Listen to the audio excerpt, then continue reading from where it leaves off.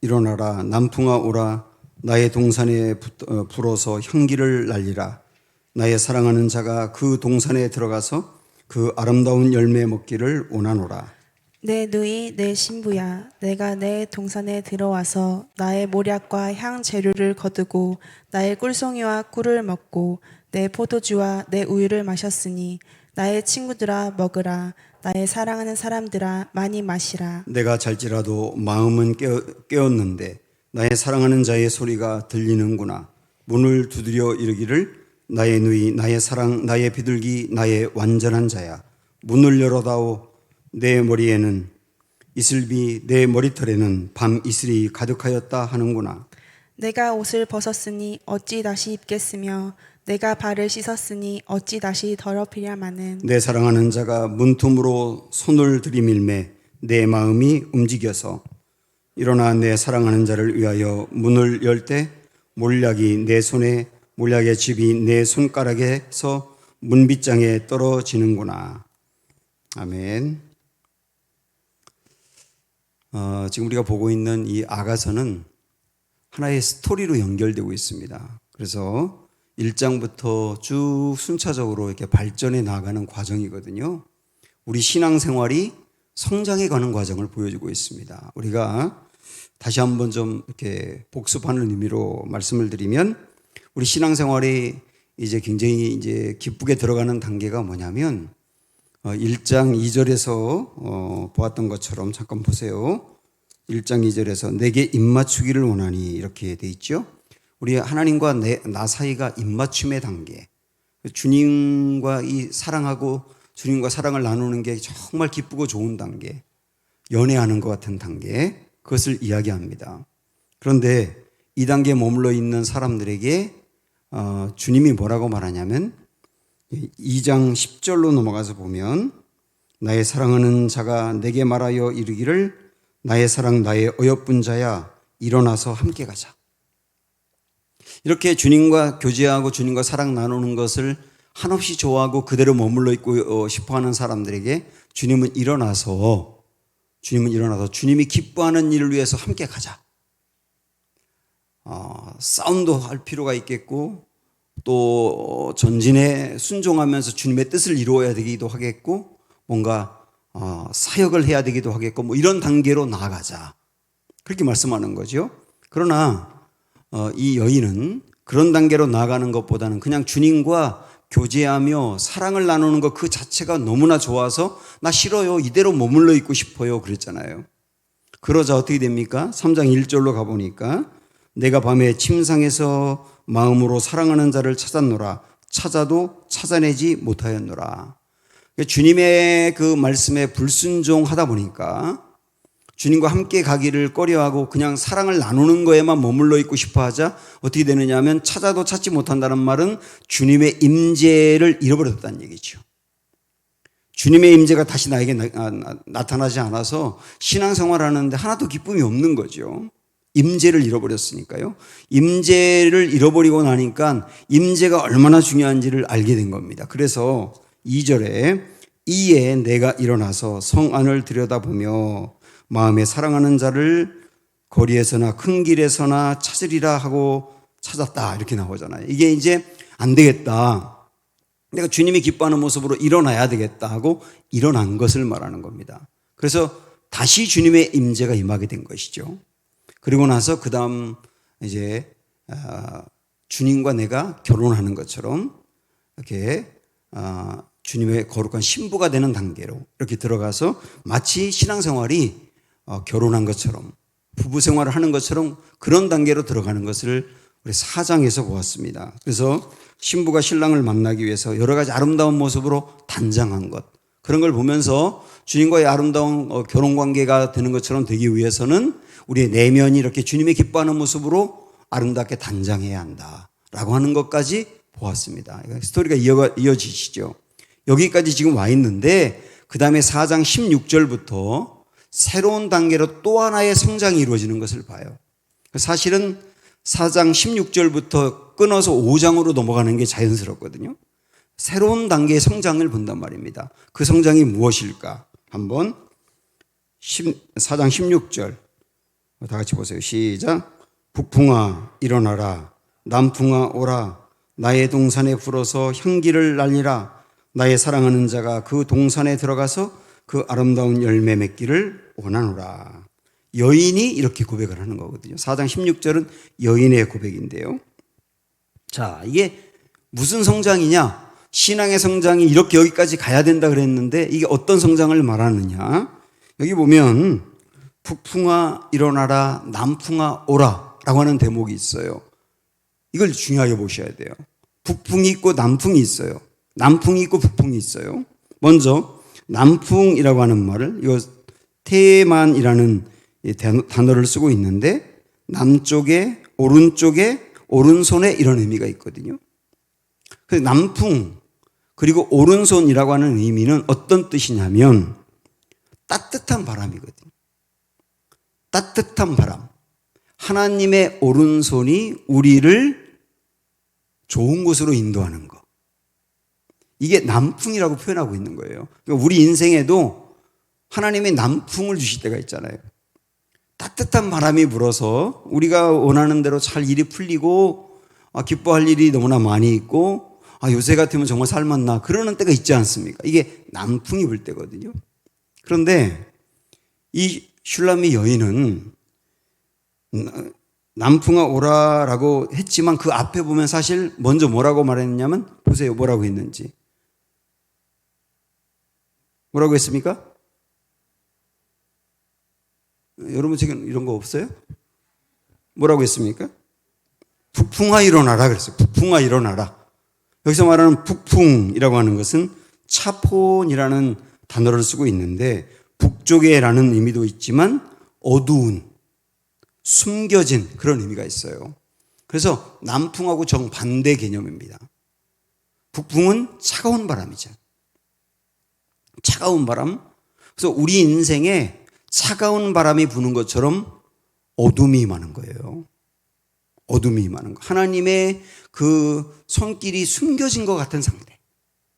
마치 나를 사랑하지 않는 것 같은 상태. 다시 말하면 인생의 큰 고난을 말하는 거죠. 이 두 가지를 말하는 남풍과 북풍은 완전히 반대 개념인데 이 슐람미 여인은 남풍아 오라라고만 하는 것이 아니라 북풍아 불어오라까지 하고 있어요. 이게 성장이라는 겁니다. 나의 인생에 고난이 하나도 없고 모든 일이 순풍에 돋단 듯 잘 풀리기만 원합니다. 라고 하는 기도를 하고 싶지만 그러나 굉장히 담대하게 내 인생에 필요하다면 고난도, 북풍 같은 고난도 내가 받아들이겠습니다. 이러는 단계거든요. 이게 굉장히 성장 아닙니까? 사실 굉장히 어렵잖아요. 실질적으로 북풍이 임한다고 한다면. 그러나 그 기도까지 나아가는 거예요. 이게 성장이라는 겁니다. 어떻게 과감하게 이런 기도를 드릴까? 우리 앞에서 봤습니다마는 이 슐람미 여인은 왕의 그 임재가 떠나 있는 상태를 경험했거든요. 왕이 자기를 더 이상 사랑하지 않는 것 같고 왕의 그 어떤 사랑을 느끼지 못하는 단계. 우리 신앙생활로 말한다면 하나님의 임재가 내게 나타나지 않는 상태. 여러분 경험해 보셨어요? 하나님의 임재가 내게 나타나지 않는 것 같아요. 요즘 같으면. 그거 경험해 보셨어요? 그게 얼마나 힘든지를 안 거예요. 하나님의 임재가 얼마나 중요한지를 아는 사람은 하나님의 임재가 떠나 있는 상태가 얼마나 힘든지를 알아요. 적어도 우리 금요기도 나오신 분들은 하나님의 임재의 중요성을 알고 있잖아요. 나의 인생에 요즘 임재가 임하느냐. 목회자인 우리에게도 요즘 내 목회 가운데 나의 삶 가운데 하나님의 임재가 있느냐. 임재가 없으면 아무리 열심히 해도 정말 하나도 기쁨이 없거든요. 이런 것을 경험을 한 거예요. 그러다 보니까 이 슐라미가 깨달은 게 뭐냐면 내 인생에 가장 중요한 것은 하나님의 임재야 라고 하는 거거든요. 그래서 하나님의 임재만 있다면 북풍도 괜찮아요. 무슨 말씀인지 아시겠어요? 하나님의 임재만 있다면 북풍도 괜찮아. 하나님이 내게 필요해서 북풍을 줄 거 아닙니까? 그것도 괜찮아. 그리고 하나님의 임재만 있다면 북풍도 감당할 수 있어. 여기까지 간 거예요, 신앙이 지금. 그래서 담대하게 북풍아 불어오라 라고 말하는 거예요. 그러면서 우리 인생에 여러분 쉽지 않고 거부하고 싶지만 북풍이 필요한 이유는 왜 그러냐? 우리 16절 뒷부분에 다시 한번 보시면 불어서 향기를 날리라 다음에 같이 보세요. 나의 사랑하는부터 시작. 나의 사랑하는 자가 그 동산에 들어가서 그 아름다운 열매 맺기를 원하노라. 이게 무슨 말입니까? 나무가 과실나무가 이렇게 꽃이 피고 거기에 작은 열매가 맺고 그것이 점점 커서 빛깔도 바뀌다가 나중엔 튼실한 열매를 맺고 좋은 상품성도 있는 그 단계까지 가려면 남풍만 불어서는 안 돼요. 북풍이 함께 불어야 돼요. 남풍만 불면 그 열매가 튼실할 수가 없습니다. 북풍도 함께 불고 그 북풍에 견디어 나가면서 열매가 강건해지기도 하고 맛도 있는 거거든요. 우리 인생도 그렇거든요. 목회하는 사람들도 전도사 때부터 목회를 시작했는데 가는 교회마다 하는 사역마다 항상 모든 게 잘 되고 그래서 많은 큰 부흥도 이루고 어려움을 하나도 당하지 않고 오직 영광만 경험을 했어요. 그리고 목회를 하다가 큰 어려움 만나면 감당을 못 합니다. 감당을 못 해요. 내 인생에 찾아온 그 고난과 아픔 자체를 이 몸으로 받아들이질 못하는 거예요. 그래서 거기서 탈출하려고 하거든요. 인생에 1등만 한 사람이 2등을 하면 견디지 못하거든요. 우리 경험해 본 적이 거의 없지만 2등을 해보고 3등도 해보고 꼴등도 해보고 그런 사람들이 어려움을 견뎌내는데 1등만 한 사람은 그거 견디기 어려운 거예요. 그래서 인생에 북풍이 필요하다. 그것을 슐라미가 깨닫는 거거든요. 그게 성장이라고 하는 겁니다. 이렇게 북풍이 내게 필요하니 내게 북풍도 불어오라 라고 이제 성장한 이 슐라미 여인을 이제 솔로몬이 그냥 부르는 내용이 2절에 나오거든요. 이 여인을 어떻게 부르는지 한번 보실까요? 2절, 5장 2절입니다. 다 같이 시작. 내가 잘지라도 마음은 깨었는데 나의 사랑하는 자의 소리가 들리는구나. 문을 두드려 이르기를. 그 다음에 뭐라고 부르는지 보세요. 나의 누이, 나의 사랑, 나의 비둘기, 그 다음에 나의 완전한 자야 그랬어요. 자, 이 아가서 1장부터 주무시지 않고 잘 들으신 분들은 기억할 겁니다. 이 솔로몬이 여인을 부를 때 호칭이 계속 변했어요. 기억하세요? 1장, 2장에서는 뭐라고 불렀느냐면 나의 비둘기, 그 다음에 나의 사랑, 나의 어여쁜 자 이렇게 불렀어요. 그러다가 한 단계 이 여인이 성장했을 때 3장, 4장으로 가면 이 여인을 부르는 호칭이 어떻게 발전하느냐면 나의 누이, 나의 신부야 이렇게 바뀝니다. 그거 기억나시죠? 이렇게 부르는 호칭이 바뀐 거예요. 이게 여러분 그냥 호칭 막 쓴 게 아니거든요. 성경에. 그러다가 이 여인이 16절에서 북풍까지 불어오라고 하면서 그것이 나에게 필요하면 내 열매를 위해서 받아들이겠다라고 하는 단계까지 갔을 때 이 여인을 부르는 호칭이 하나가 추가돼요. 뭐가 추가됐습니까? 완전한 자야라고 추가됩니다. 나의 완전한 자야. 이게 의미 있지 않습니까? 신앙생활에 여기까지 올라간 것을 보면서 우리 주님이 완전한 자야라고 부른다라고 하는 게 중요하잖아요. 그러니까 이 인생의 북풍이 찾아왔을 때 그 북풍 때문에 그냥 주저앉는 것이 아니라 이 북풍마저도 하나님이 필요하면 내게 주신 것이고 이 북풍마저도 내 인생의 열매를 위해서 내가 감당해야 된다라고 하는 것을 받아들이며 나아갈 때 주님이 그 모습을 보면서 아, 나의 완전한 자야라고 부르고 싶다는 거예요. 굉장히 귀한 것이죠. 신앙생활의 목표는 천국 가는 거죠.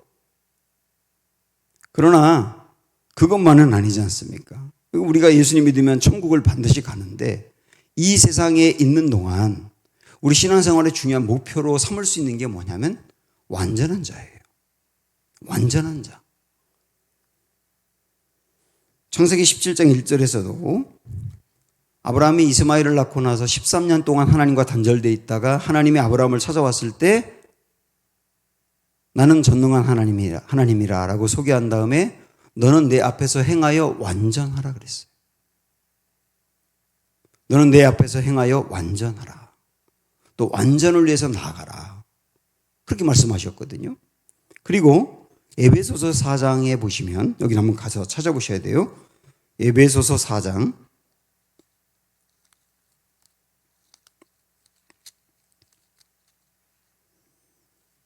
12절 하고 13절까지 보겠는데 먼저 11절부터 보는 게 좋겠군요. 11절 찾으셨어요? 그가 어떤 사람은 사도로, 어떤 사람은 선지자로, 어떤 사람은 복음 전하는 자로, 어떤 사람은 목사와 교사로 삼으셨으니. 이 교회 안에 이런 직분을 주어서 이렇게 세운 이유가 뭐냐? 저도 목사잖아요. 왜 하나님이 저를 목사로 세워놨느냐? 이런 뜻이잖아요. 12절에 보면 그가 12절 이는 성도를 온전하게 하여 그 다음에 봉사의 일을 하게 하며 그리스도의 몸을 세우려 하심이라. 세 가지 이야기했습니다. 왜 우리를 이렇게 직분을 주어 세웠느냐? 성도를 온전케 하라고. 그 다음에 봉사의 일을 하게 하라고.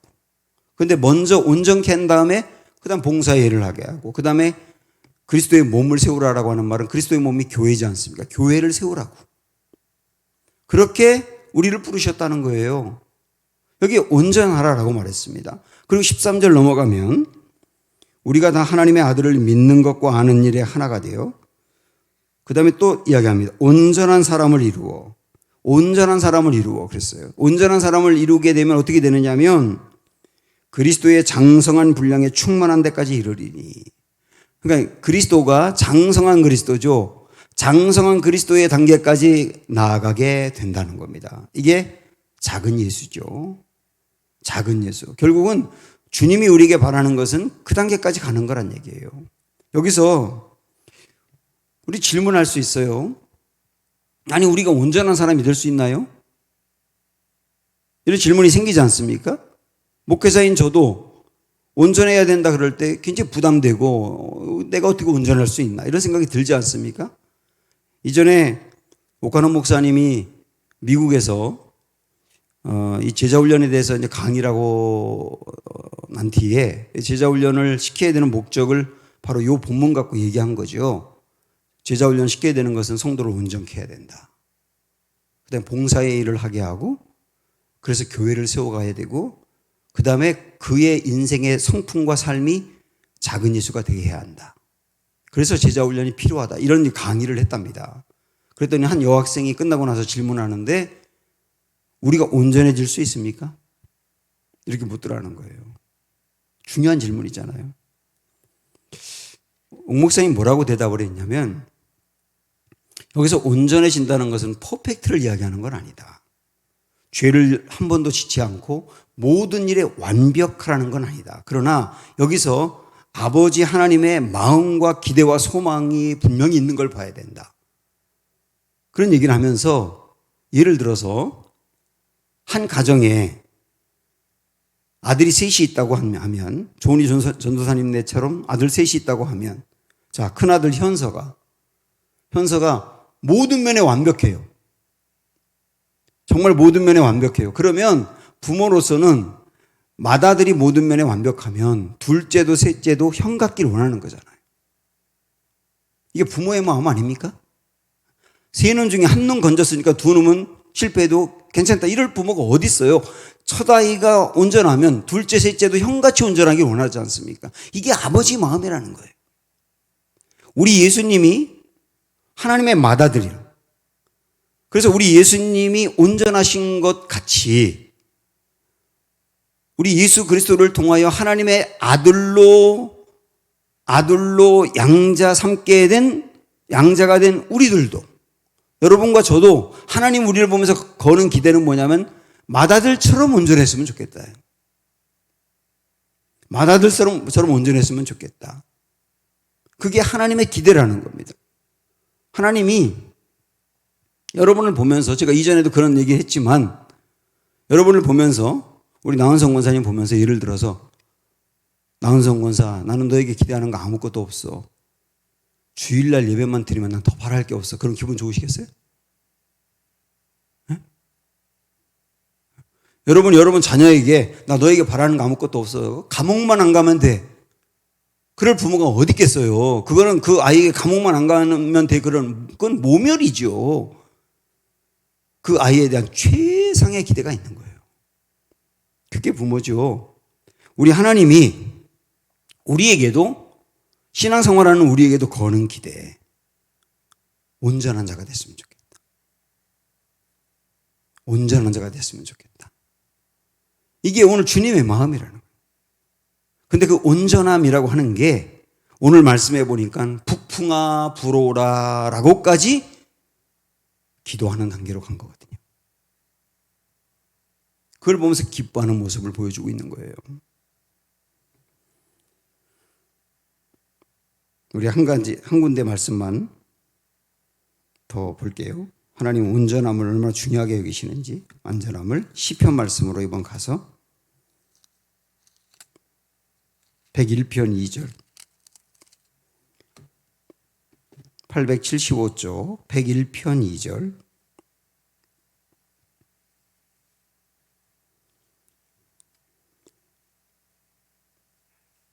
같이 봅니다. 시작. 내가 완전한 길을 주목하오리니 주께서 어느 때나 내게 임하시겠나이까. 내가 완전한 마음으로 내 집안에서 행하리이다. 그 뒤에 있는 내가 완전한 마음으로 내 집 안에서 행하리이다. 이것을 원어를 정상적으로 이렇게 제대로 번역하면 이렇게 볼 수 있다고 합니다. 내가 집에서 평상시의 삶을 살 때도 온전하기를 원한다는 거예요. 하나님은 우리가 일상적으로 내 집안에 있을 때도 온전하기를 원한다. 이게 하나님의 마음이라는 거예요. 왜 그러냐? 왜 이렇게 온전한 길을 소망하냐? 6절로 가서 보시면 6절 다 같이 보세요. 시작. 내 눈이 이 땅에 충성된 자를 살펴 나와 함께 살게 하리니 그랬어요. 하나님의 눈이 지금 우리를 살펴본답니다. 누구를 살펴보느냐? 충성된 자를 살펴본다는 거예요. 그래서 충성된 자를 발견하면 하나님이 너와 함께 살고 싶다 이런다는 거예요. 충성된 자가 누군지 그 다음 나와 있죠. 완전한 길에 행하는 자가 충성된 자인 겁니다. 그렇죠? 완전한 길에 행하는 자. 이런 사람들을 보면서 충성된 자라고 하고 주님은 그런 사람들을 보면서 주목한다는 거예요.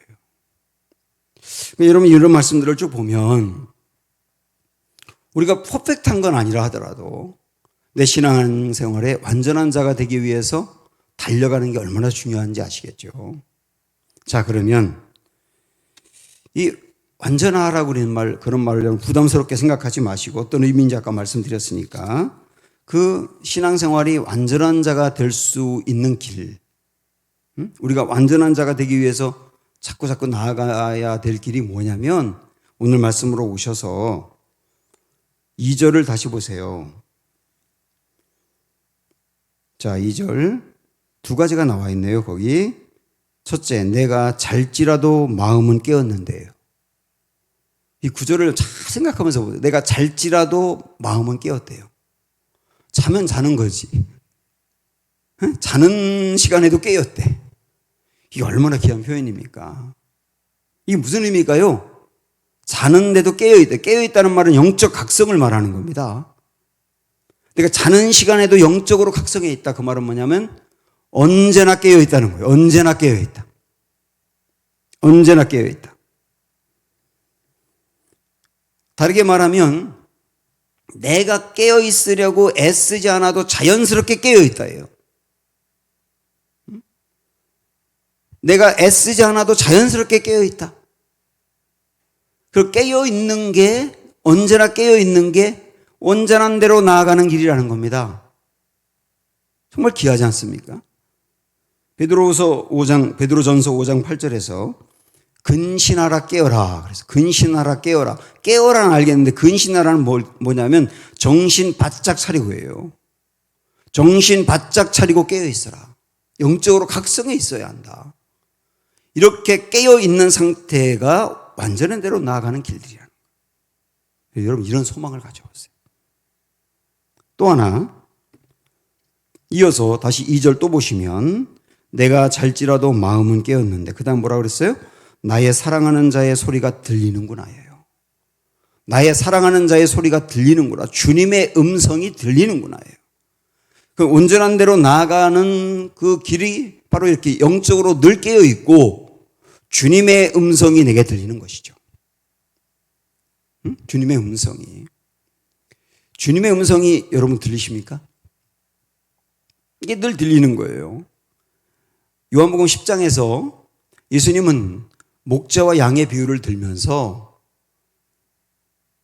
선한 목자는 양들의 이름을 안다.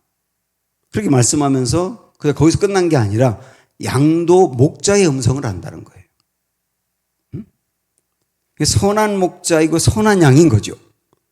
선한 양은 목자의 음성을 안다. 그러니까 주님이 나에게 말씀하는 것을 안다는 거예요. 그 다음에 목자의 음성을 듣고 그 다음 뭐라 그랬냐면 그 음성대로 따른다 그랬어요. 이게 신앙생활입니다. 이게 신앙생활이라고요.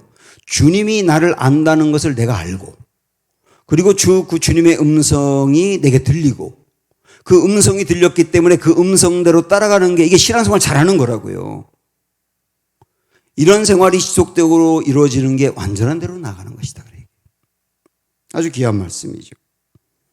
이렇게 깨어서 늘 깨어서 주님의 음성을 듣는 단계 이런 단계가 있는데 이제 오늘 말씀에 딱 와보니까 그렇게 이 슐람미 여인이 깨어서 솔로몬의 목소리가 들리는데 솔로몬이 이 여인에게 요청하는 게 있어요.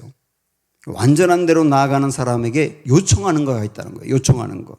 그게 뭐냐면 2절 다시 한번 보실까요? 자, 시작. 내가 잘지라도 마음은 깨었는데 나의 사랑하는 자의 소리가 들리는구나. 문을 두드려 이르기를 나의 누이 나의 사랑 나의 비둘기 나의 완전한 자야. 그 다음에 뭐라고 그러냐면 문을 열어다오 그래요. 문을 열어다오.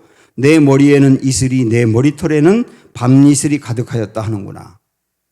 문을 열어다오 그러는 거예요. 이게 뭔가 요청하는 겁니다. 그런데 문을 열어다오라고 말하는 그 남자의 머리에 밤이슬이 맺혔대요. 이게 무슨 말일까요? 밤새 달려왔다는 거예요. 밤새 달려왔다는 거예요. 밤새 달려와서 이 여인에게 뭔가를 요청하는 겁니다. 얼마나 중요하면 밤새 달려왔을까요? 여기서 문을 열어다오라고 말하는 게 무엇을 요청하는가? 헤아려 보면 우리 앞에서 그토록 강조했던 아까도 잠깐 언급했었던 2장 10절의 말씀 나의 사랑 나의 어여쁜 자야 일어나 함께 가자. 일어나 함께 가자라고 하는 것은 아까도 말씀드렸지만 어떤 의미라 그랬어요? 나와 사랑을 나누고 그 다음에 나와 교제하는 거 거기에만 머물러 있지 말고 일어나서 주님이 기뻐하는 일을 위해서 달려가라. 주님이 기뻐하는 일, 거기 뭐가 있을까요? 십자가를 지고 가는 거죠. 우리 삶 속에서 십자가를 지고 가는 일에 너도 함께 달려가자. 이렇게 말씀하시는 것으로 이해할 수 있습니다. 어쩌면 밤새도록 달려와서 문을 두드리면서 너도 일어나 함께 가자. 이런 말씀을 보니까 겟세마네 동산이 생각나는 거예요. 우리 주님이 잡히시기 바로 전날 밤부터 밤새도록 새벽까지 기도하셨어요. 밤새도록 기도하면서 밤미세를 맞을 정도로 기도하면서 제자들에게 일어나라 함께 가자. 뭐하러 함께 가자는 거예요? 십자가 지러 함께 가자는 거였잖아요. 꼭 그 말씀하고 연결되더라고요. 일어나서 십자가 지러 함께 가자. 그러기 위해서 문을 두드리는 거예요. 오늘 우리에게도 완전한 대로 나아가기를 소망하고 그러는 이들에게 주님이 요청하는 게 뭐냐면 나와 교제하고 사랑 나누는 거 정말 좋아. 근데 거기에 머물러 있지 말고 일어나서 십자가 지는 대로 다 가자. 더 달려가자. 이렇게 요청하는 겁니다.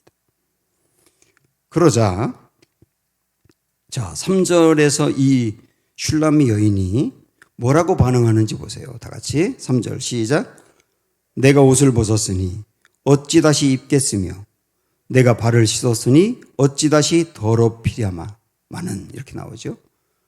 이게 뭐 하는 겁니까 지금?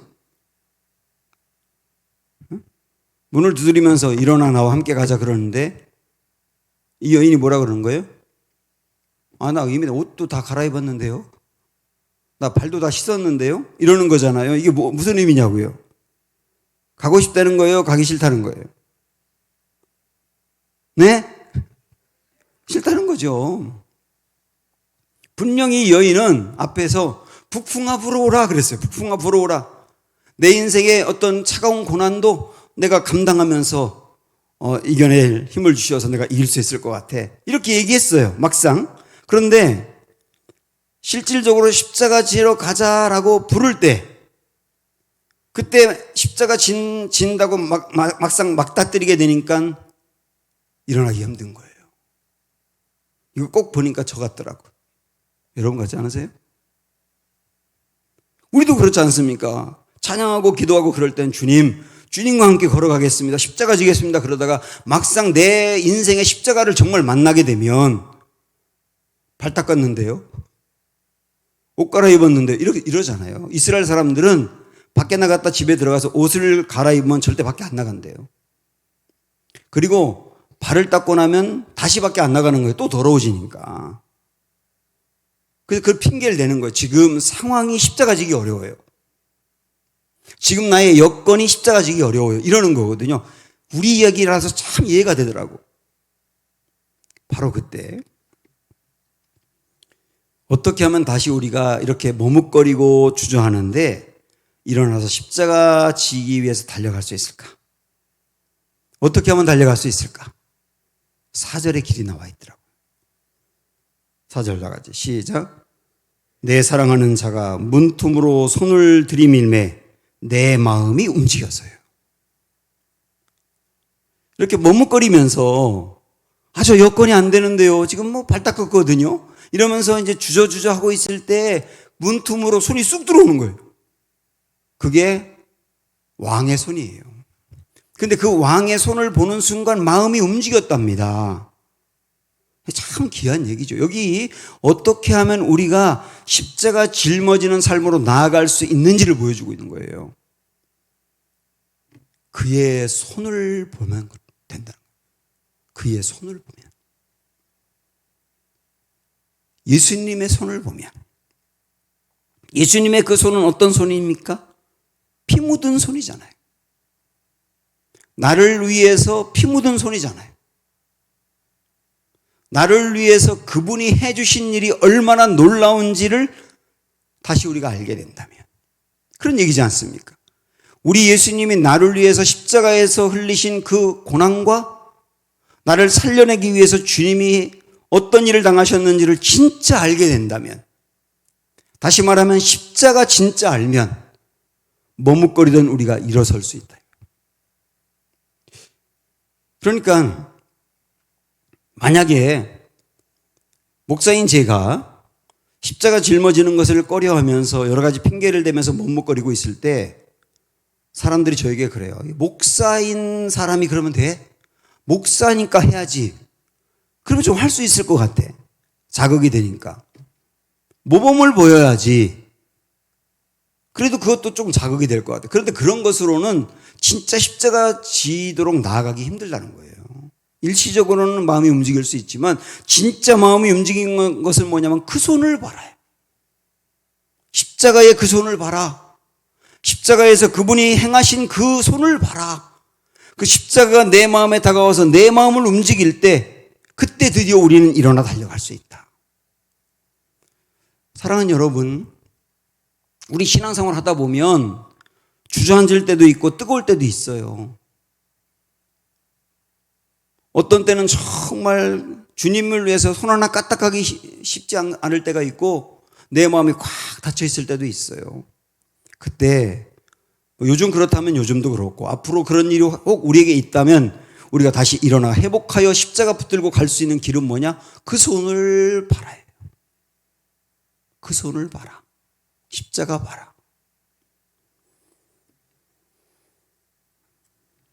그러니까 어떻게 됐나요? 5절 다 같이 시작. 일어나 내 사랑하는 자를 위하여 문을 열 때 몰약이 내 손에 몰약의 즙이 내 손가락에서 문빗장에 떨어지는구나. 몰약은 뭐냐면 시체에 바르는 거거든요. 죽음을 상징하는 거죠. 여기에 다 예수님의 그 십자가가 미리 이렇게 보여주고 있는 거죠. 문을 열어서 그 손을 보았을 때, 십자가를 보면서 그 손을 딱 잡았을 때 주님에게 있었던 그 몰약이 내게 떨어지더라는 거죠. 주님의 십자가가 나의 삶 속으로 파고 들어오더라는 거죠. 그래서 그 손 붙들고 십자가를 지기 위해서 달려갈 수 있게 되었다는 거죠.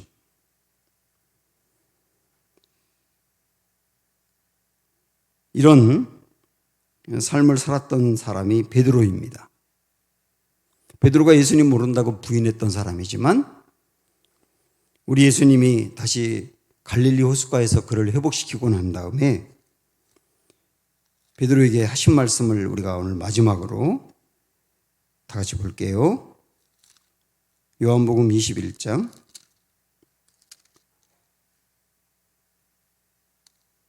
18절.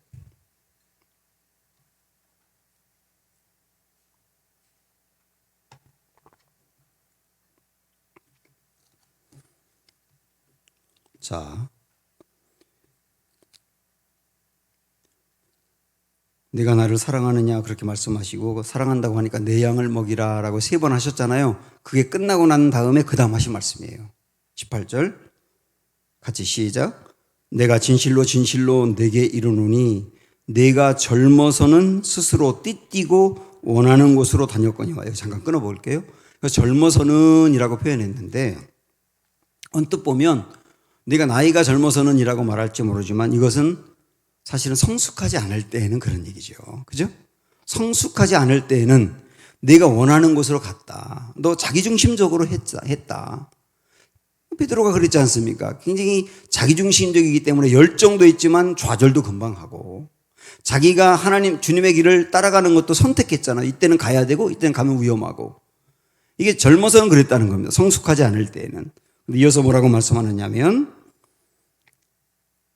그 다음 이어서 보세요. 늙어서는부터 시작. 늙어서는 내 팔을 벌리리니 남이 내게 띠띠우고 원하지 아니하는 곳으로 데려가리라. 그러니까 여기서 늙어서는 이라는 말은 어떤 의미일까요? 성숙해지면 그 말이죠. 성숙해지면. 그때가 되면 어떻게 되느냐. 내 팔을 벌리리니 이거잖아요. 내 팔을 벌리리니 너 주님 가신 그 십자가 너도 짊어지고 따라갈 것이니지요. 그때는 사람들이 너를 네가 원치 않은 곳으로 이끌어 가리라. 너도 십자가 지리라 그런 얘기지 않습니까? 너도 십자가 지리라. 주님이 베드로에게 회복을 시켜주고 난 다음에 회복으로 끝나지 말고 이제는 너도 이 단계로 가서 나와 함께 십자가 지고 달려가야 돼. 이렇게 말씀하신 대목이에요.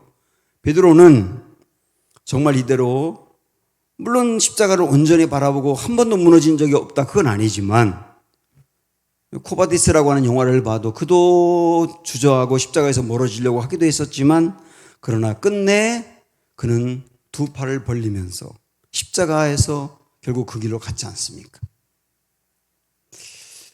우리도 베드로처럼 십자가 짊어지는 게 쉽지 않아서 주저하기도 하고 머뭇거리기도 하고 피해가기도 하고 거부하기도 하고 그렇게 많이 하고 앞으로도 그렇게 할 가능성이 많지요. 그러나 우리 주님이 그럴 때 우리를 다시 부르면서 내 손을 잡아.